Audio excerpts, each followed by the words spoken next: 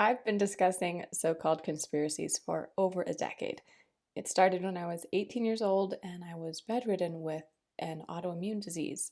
And I had had so many doctors tell me that this was an incurable condition. But shortly after, I learned how to heal that disease with nutrition and holistic medicine. That started my journey into questioning the medical system and the pharmaceuticals I had been prescribed up until that point. I wanted to know why I had never been told that actually this disease could be healed, that there were options to heal myself, and why didn't doctors know that? Why wasn't I told that the pharmaceuticals I was provided since the diagnosis of this illness was actually going to make this illness worse? So I really started my questioning journey at that point. And that led me to dive into the skewed data and hidden corruption behind industries adjacent to the medical industry, like the cancer industry, the fertility industry, the vaccine industry. From there, I also explored similar patterns in the Botox and the cosmetic surgery industries. And most recently, in my upcoming book, I am tackling the institution of the Christian religion. I'm exploring the hidden history and the financial and the political influences that shaped Christian theology and made it very, very different than what the historical Jesus taught and what his earliest followers believed. As you might imagine, with this body of work, I have been called a conspiracy theorist more times than I can count. And more times than I can count, I have heard an iteration of the following phrase: conspiracies can't happen because so many people would have to be in on it, and it's hard enough to organize a small group of people to work towards a shared goal. I mean, it would be impossible to get so many people to keep a big secret when it comes to these conspiracies in the healthcare or the government or whatever it may be. This is an understandable assumption, and it's entirely false.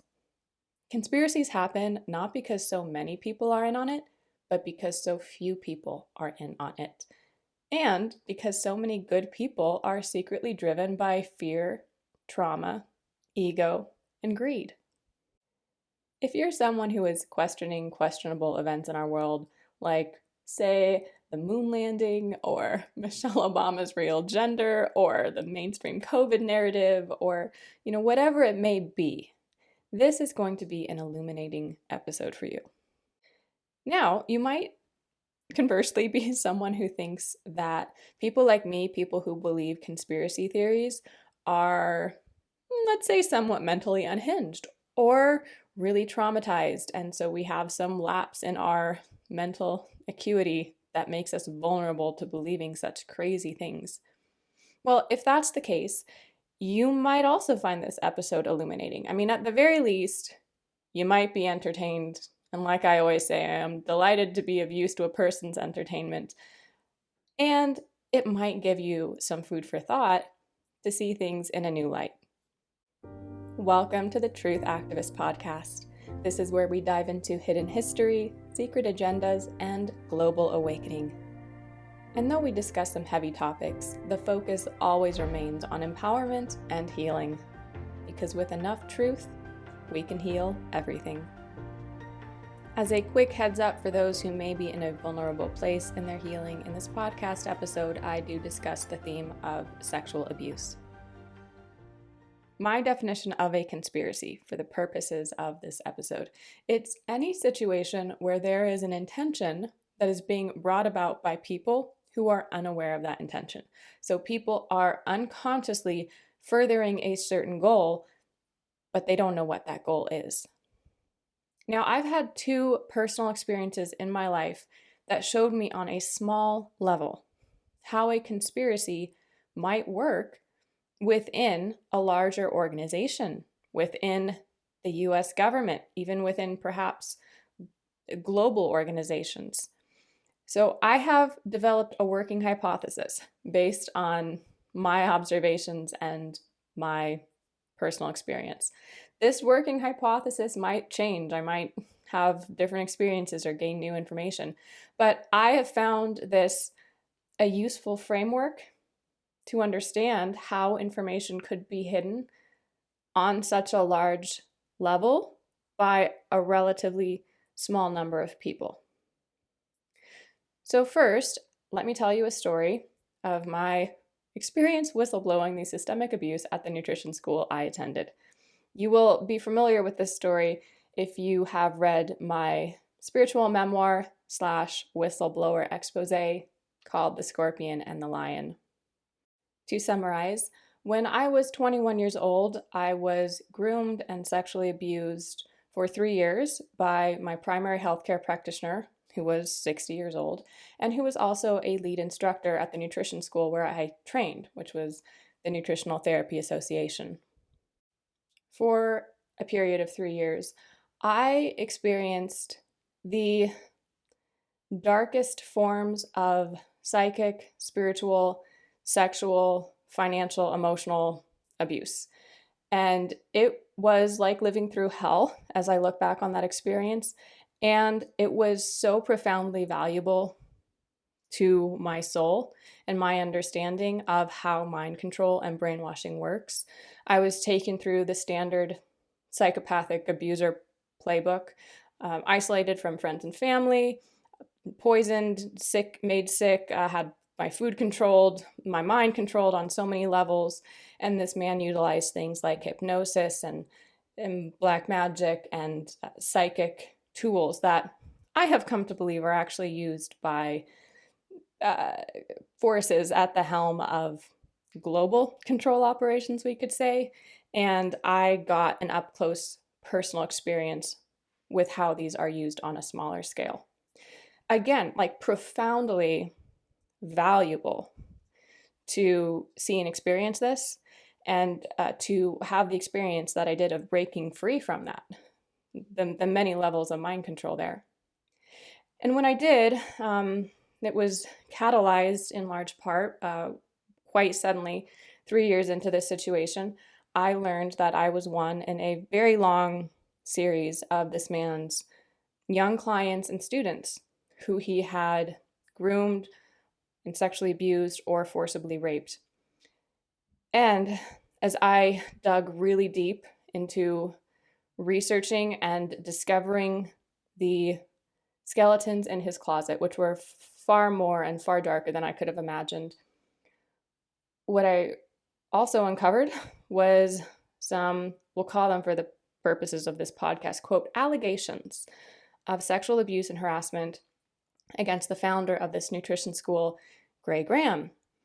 And I just started reaching out to women who had been sexually abused by John Dennis, who was this practitioner and teacher in question, and started to learn that, it is possible that he might have been protected in his position because the founder of the school himself, allegedly, we're going to say for this podcast, had a track record of sexual harassment and abuse. So I was absolutely shocked. What shocked and appalled me in the midst of all this and, just total upheaval of my life was the fact that there was faculty who were aware of this, aware of the abuse. There had been victims who had come forward, but they had been silenced, they had been ignored.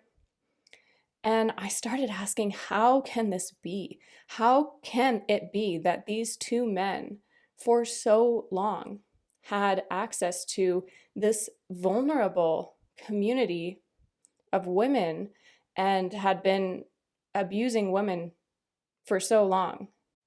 I also saw the dark side of when an abuser is in power, how they can twist the system and the legal system and justice system to work in their favor. Again, this was a really difficult lesson to live through. It was very painful for me and illuminated a lot about how this dynamic works in the world.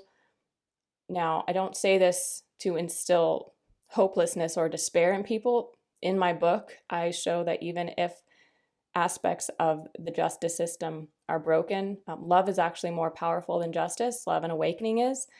So if this resonates with you at any level, I would say, please read the book, The Scorpion and the Lion, because there is a solution. even if it may not be in the legal system at this point. Like, for example, as I started to whistleblow, what I had found, both with John Jennis and the founder of the Nutritional Therapy Association, there was now an investigation that started against both of these individuals, including the founder. But what I then learned was that the founder decided to hire his own lawyer to conduct this investigation, and that he had something happened so that the present CEO, who was a woman who I had come forward to and who many other victims had come forward to, was suddenly no longer employed there and had signed a non-disclosure agreement. And Gray Graham, the founder, was insisting upon being in the room with women when they were giving their reports, or again, we'll call them, quote, allegations of sexual abuse, like with Gray in the room. It was so disgusting. It was a very troubling glimpse at when people are in power who are weaponizing that position of power to abuse others. Justice and truth is not going to be found within that system. We have to go beyond that system again. This is a theme I discuss in my book, if any of this is resonating with you or if it's raising any questions. Here's where we get into this conspiracy territory. These were two men who, I would argue, did not have the goal of empowering their students. I would suggest that their ultimate goal was to feed their ego and their lust and their reputation and their wallets. That was actually the goal. Maybe on paper, maybe with their words, they said that they wanted to teach and empower others. But if we look at their action, what was the real outcome? And so that's what I mean. That is a conspiracy. The leadership, at least part of the leadership, held an intention that was different. Again, this is my read on the situation. I don't know what was actually in their head, but I'm drawing some conclusions here. But I think that they may have held an intention that was different than their stated intention. And the whole community actually worked together to support their dark intention, and the community didn't even know that. So here's where it gets into how people will unconsciously further a conspiracy. They don't need to be in on it.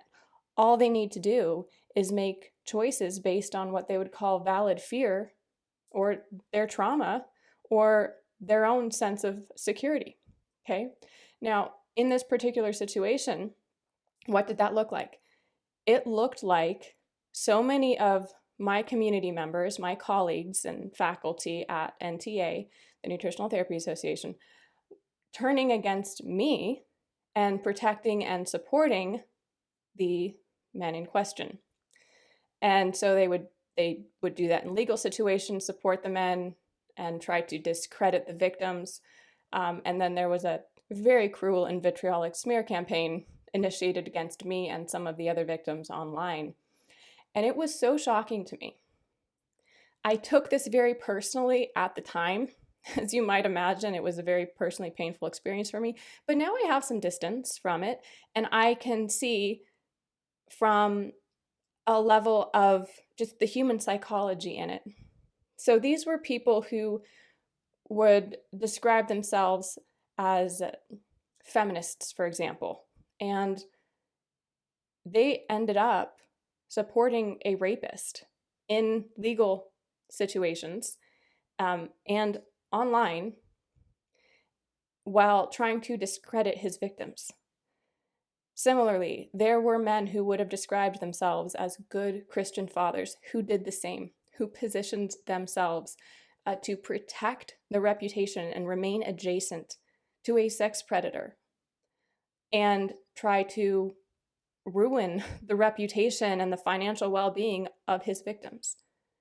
And people who describe themselves as intuitive healers with such empathic discernment about people who were doing the same thing. And why were they doing this?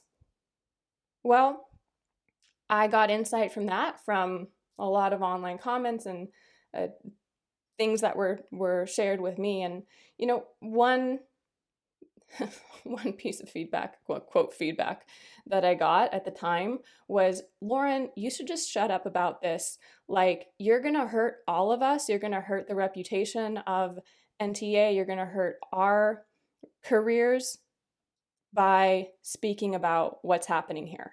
Like, why are you putting us at risk? And I was thinking, wait a minute, I didn't ruin anyone's reputation or career here. If anything, that was the sex predators who did that. I don't understand why fingers are being pointed at me for just telling the truth and revealing the skeletons in the closet here and trying to make this a safer place for women so they're not exploited and abused in this community. And that was just one example. But what I saw was that people were fearful of losing something. They were fearful of losing the reputation or the financial benefits they got by being adjacent to these two men who they saw as powerful or influential. They were afraid of losing that. And it made them act in a way totally contradictory to their own perceived identities. By that, I mean these people perceive themselves, as good moral people or religious people or feminists, but their actions were totally opposite to their stated values because they were acting out of knee-jerk trauma and fear, out of this belief of, we have to be afraid of the truth. We have to suppress the truth in some way because it threatens us or it makes us uncomfortable. That's really what it comes down to. That's how you get millions of people silencing the truth, because people tend to operate with this belief that if anything threatens their identity or their comfort, then it's something to be avoided and suppressed. And I started in this moment of my life very consciously operating with the belief, if anything in my life, if my reputation, if my finances, whatever it may be, even my life can be threatened by the truth, let it be threatened by the truth. If anything can be destroyed by the truth, let it be destroyed by the truth. And that's how I lived. And I really did put my life on the line in this whistleblowing experience. And you know what? It's a very rewarding thing to come out of acting from that intention. It really peels back fear in a way that just sets your soul free at a new level. Like, I highly recommend it. I'm not saying it's easy in any way, but 5 stars, highly recommend making that choice at least once in your life. One of the biggest takeaways that I had in this whistleblowing experience and what I extrapolate to a larger level in society is that if people are making any decision in their life from a place of fear, that makes them vulnerable to being used for a conspiracy, for an intention that they're not aware of. If we make decisions informed by fear, we become available pawns to a controlling or manipulative individual. It is always the fear within us that makes us vulnerable to manipulation. It's not love. See, I used to have this distorted concept that I had been abused and manipulated by a psychopath because I was so empathetic and compassionate and loving. But what it came down to was it was not the love in me that was manipulated, because love cannot be manipulated. Love is the strongest force on the face of earth, and it cannot be harmed or manipulated. It's the fear within us, the trauma within us, the greed, the lust, the insecurity. All of those things are what make us vulnerable to manipulation. So in my experience whistleblowing at NTA, I was watching my colleagues support predators because they were afraid. They were afraid of losing their reputation, losing their financial security, losing their, I guess, leverage or association with power they had by being with these men, losing their comfort, even like just losing their general even sense of self-trust. I mean, that was something I had to process because I was like, whoa, oh my gosh, I just thought I was in love with a psychopath for 3 years. How do I get my self-trust back from that? And I think a lot of people were afraid of facing this as well, that, they had actually deeply associated themselves or supported these men in the past. So there was a lot of unconscious fear that led people to, in a way, conspire to support these predators. Here's the second personal experience I had that gave me anecdotal data for my working hypothesis of why conspiracies require so few people to be in on it rather than so many people to be in on it. Why these conspiracies, as in unrecognized intentions and goals, can be bolstered by millions of people who don't even know they're working towards that goal. So, this may come as a surprise to a lot of people who know my deepest values because they're quite different than some of the deepest values of my family members. And I would say, particularly my father. I watched my father rise to a leadership position twice at a shadowy and nefarious government agency. That's how I would describe this government agency. The government agency in question is called DARPA. And if you do a Google search on DARPA, they present as national security. But there are a lot of, we'll say, questions into what is really being researched in this agency, how it's being researched. Are human test subjects being used? Is the research ethical? Is the technology that's being produced, is it ethical? Is it being used as the agency might present for national security, or could it actually be used as warfare against the American public? Now, this is not the topic of today's podcast, so I'm just going to leave it at that and encourage you to do some deeper digging on your own. If you think it may not be wise to take what DARPA says at face value. I'm certainly one of those. But when my father first started working there, to my knowledge, I was 18 years old and I didn't know any of this stuff. I had not begun my healing journey yet. I had not begun like unlocking my soul chapter as a truth seeker.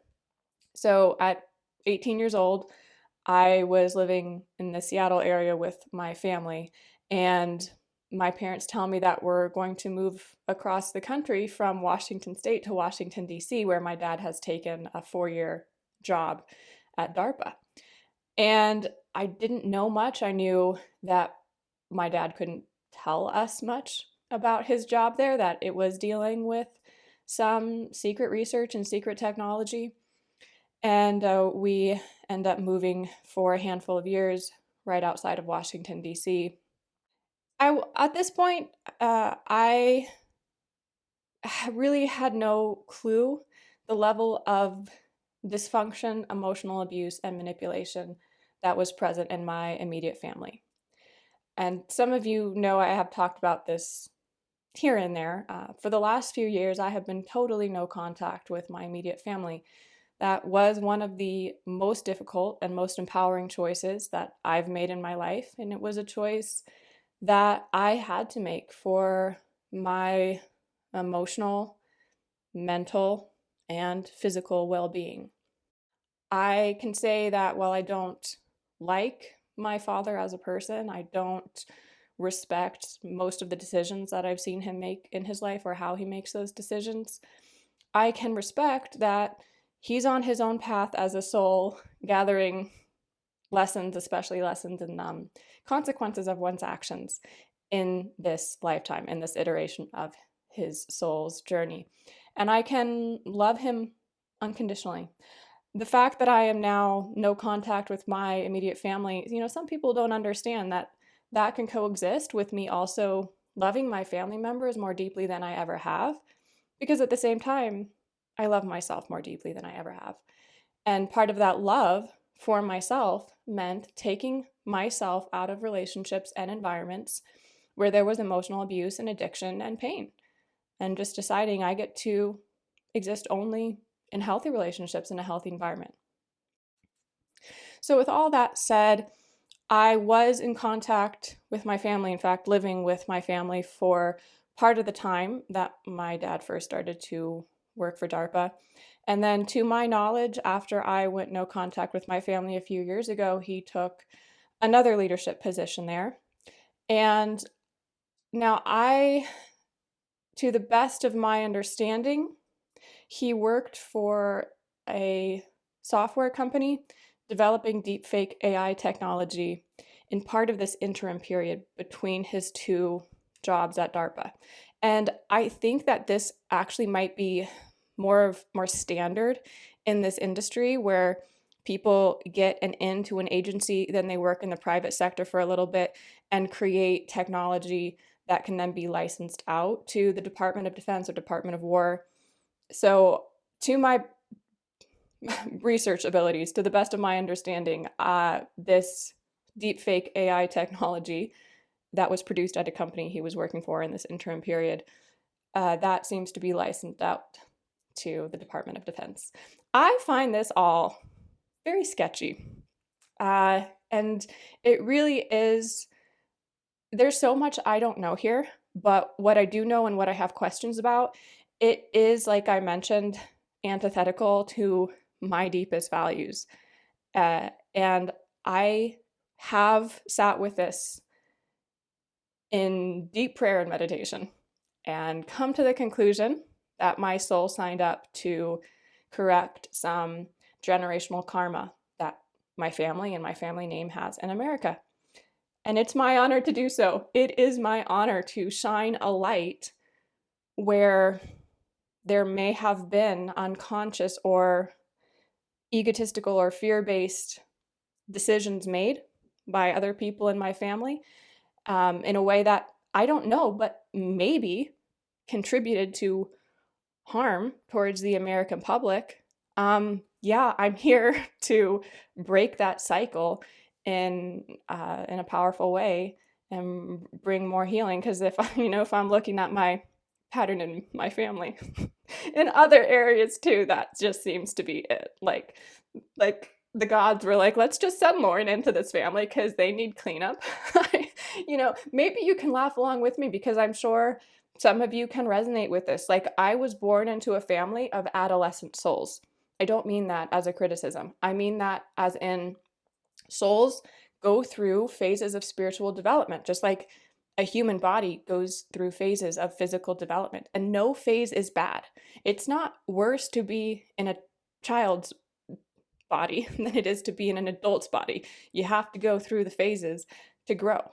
And there was a lot of self-healing and neutrality that I reached around my family when I recognized that. When I recognized, okay, my parents' souls are adolescent in their spiritual development. They are exactly where they need to be.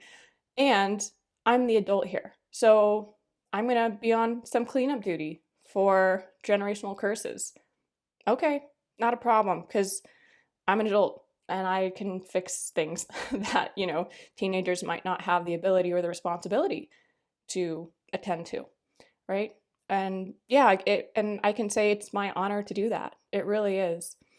So I know I got off track a little bit there, but I offer that because I'm sure I'm not the only one who's kind of looked at their family of origin and been like, am I the only grown-up here? Like, I think we need cleanup on aisle 5. Okay, I guess that's my job. Now let me move back to the point of this podcast, which is exploring how information or intentions can be hidden and how a lot of people can work towards that intention unknowingly. When I saw my father make decisions in his life, which I did for 21 years that I lived with him and the 30 years that I was in his life, I saw the main factors that motivated his decisions. And those main factors were ego, money, like greed, fear, and trauma, not primarily courage and love. And I would describe him as someone who has some strong narcissistic personality traits. And I find it very interesting, very intriguing, that he ended up in a leadership position in a government agency that maybe is responsible for some warfare against the American public, for controlling the information that the American public has, or is maybe engaging in research and experiments and technology development that could be harming the American public. I mean, we're talking weather manipulation technology. DARPA has admitted that they've researched this, but they don't claim to have used it. Really? You might want to ask some questions about that. DARPA has claimed that they research biowarfare and biotechnology and the technologies that would integrate with the human mind to create super soldiers. But you really think that this is all one just being used for national security? I have some questions about that. What if it's being used against Americans? And how is this technology being tested? There are whistleblowers from human experiments at DARPA, and it gets real dark when you start researching that. I do think it is important to look into. So I have wondered, how is it that this research can be done, these experiments can be done, and that, you know, the information about this stuff can be hidden from the American public? Well, I think when you have people with narcissistic and or psychopathic personality traits in leadership positions, these individuals don't have hesitation around manipulating and lying to their closest family members. Okay? And I saw that with my father. I saw that for the 30 years that I was in my father's life. He would emotionally manipulate the people he would say he loves the most. I don't think he's going to have more hesitation if he was in a position to choose to, or if he was like commanded in his workplace to manipulate strangers who he'd never met before. Does that make sense? You get a personality type like this, and they're so used to relying on emotional manipulation as their way through moving through the world and moving through their families. Like, what kind of moral compass are they going to have that would halt them from doing that on a broader scale? Another characteristic of narcissistic personality types that I've observed is that they will avoid looking at the harm they're causing to other people. They will find roots like addiction or busyness or distraction or not listening to avoid recognizing that their actions has the consequence of hurting people around them. So, do I need to explain this more, or does that make sense? It's like, example from my own family. There was a lot of emotional pain in my family growing up, and my dad was a full-blown workaholic who was just not there to see how his family members were emotionally suffering. Now, he was also emotionally suffering, but the way out of emotional suffering is self-responsibility and self-reflection, and he would find ways to avoid that. I mean, he would talk a great talk about how he wanted to change and he wanted to self-reflect, but what I realized after 30 years is talk is talk and actions are another, and actually narcissistic personality types like have the most convincing talk. It's so easy to fall for. The thing about avoiding looking at how one's actions could be hurting another person or causing pain for another person, that's a route to avoid change. And change is very uncomfortable. Self-responsibility is very uncomfortable. And this was the pattern that I observed in my family, was that my parents saw change as maybe so overwhelming or so impossible for them that they wouldn't look at or sit with how their actions impacted their children. Because if they did, that would compel them to change even more, because that would kind of turn up the volume on real uncomfortable feelings. Natural feelings in response to looking at how one's actions hurt another person can include shame and guilt and fear. And those are not bad feelings. They're really uncomfortable feelings. And we have to be willing to move through those and to examine the stories that we're telling ourselves and move to a more empowering place and more positive emotions. But when a person doesn't have a track record of knowing how to change in positive ways, or they don't deep down feel like they're equipped to do so, or simply they just don't want to because what they're doing is working for them. And I think this is the case for many narcissistic personality types. They're getting their ego hit, they're getting their metaphorical drug hit, and life is working for them. And that's why they keep living that way. Even if it may seem like, right, is your life really working for you? Because your kids don't like you, your wife is sick, your world's falling apart in these different ways. But what I've really realized is that people stay the same when their life is working for them.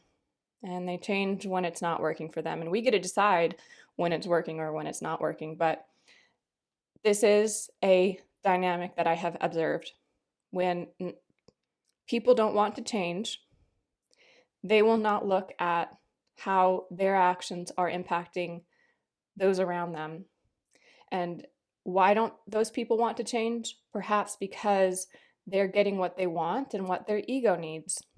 So I see this dynamic on a small scale with one member of my family. And I wonder if this is playing out on a much broader level in these government agencies where we do have questions about conspiracies, about unstated goals. Because if this is happening with one person, maybe it's happening with a lot more people there. Now, the other thing about narcissistic and psychopathic personality types, I hypothesize that these are very controllable people. These are the most controlling personality types, meaning they use fear, guilt, shame, ego, greed, and trauma to control the people around them. But think about this. If they're using those means to control other people, deep down, they think that that's an effective control mechanism. Why might they think that? Perhaps because those are the emotions that control them. So if a person is controlled by lust, for example, they might try to control other people through lust. If a person's controlled by greed, they might use money to control other people. I hypothesize this is another reason why these shadowy, questionable government agencies might intentionally place narcissistic and psychopathic personalities in leadership roles, because in the even higher leadership roles, those individuals know, okay, we've got somebody who can be controlled. Because if you're a person whose decisions at the core are determined by love and truth and courage, you're not going to be controlled. You are a beautiful, uncontrollable force, meaning you're going to be used by love, for love, to love, and you're not going to answer to anyone else's fear, trauma, greed, ego, lust. Well, then you can't be used for any conspiracy. You see what I'm saying? It is only and always the seeds of trauma, fear, ego, greed, lust within a person that makes them available to be used for a conspiracy, for an intention that is unknown to that individual, and an intention that is very often antithetical to that individual's well-being. And as an example to this, just think about all the politicians we know now are in the Epstein files and are blackmailed through sexual blackmail. They are controlled through their own lust. Who's controlling them? Well, I mean, I think at the top of the pyramid, you have people who recognize that if they've got narcissists, not only are those people controlling the masses, right, the public without any moral compunction, but those narcissists are so controlled themselves by fear and guilt and ego and shame and all those lower frequency states of consciousness. Here's the good news that I see in this dynamic, again, which is my working hypothesis. But the good news is I don't think we have a narcissist or a psychopath problem. I do believe that these personality types are statistically a smaller piece of the puzzle. I see this as an initiation for the masses into greater courage. So this is our individual initiation into rooting out those seeds of guilt, fear, lust, shame, trauma, all of those pieces that make us psychologically, psychically, and spiritually available to being manipulated by the narcissists or psychopaths in these high leadership positions. The only way we're going to break the cycle of information being hidden from the public and of conspiracies happening where a few individuals in leadership hold an intention that's quite different than their stated intention, right? And the masses are actually working towards a secret intention without them knowing it. The only way we're going to break this cycle is as individuals, we start making our decisions based from love and courage rather than fear and trauma. It really is that simple. And what was the biggest reframe I made to do this in my life? I decided that there was no such thing as valid fear. And I've faced a lot of choices over the last chapter of my life where I could have made a decision that required less courage of me if I decided that my fear was valid.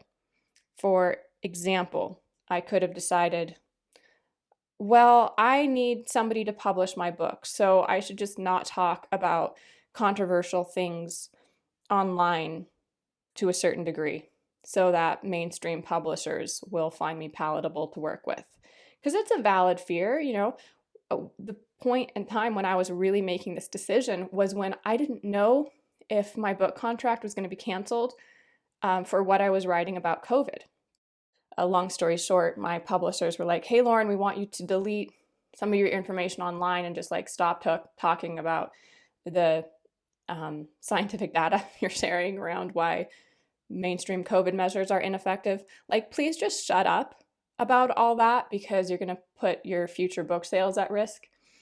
And I could have thought to myself, I have been paid in advance for this book, and that advance is literally paying for my rent and groceries every month. So it is a valid fear for me to have that how am I going to have a roof over my head or food on my plate if I lose this book contract and have to pay back this advance and I don't know how to do that? But I decided, no such thing as a valid fear. That's invalid. I am going to live in such a way that I give more validity to love and truth to take care of me. And I did. And the book ended up being published, and then I waved goodbye to that publisher, and I've had a lot more freedom, but also a lot more opportunity to give love and truth the chance to take care of me. And that has been uncomfortable at times, let me tell you, but very rewarding. At times it's felt like my faith has been stretched so thin that I had body aches all over, like a physical ache from the level of faith and inner consciousness change that it is required when you decide you're going to make love more valid than fear.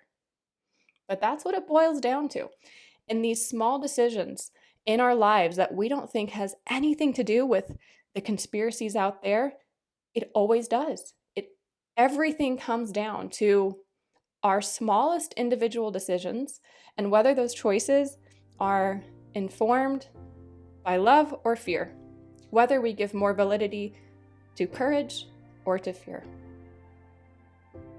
Thanks for being here on this podcast as a truth seeker, as someone who is willing to make those individual changes, knowing that is part of the Great Awakening.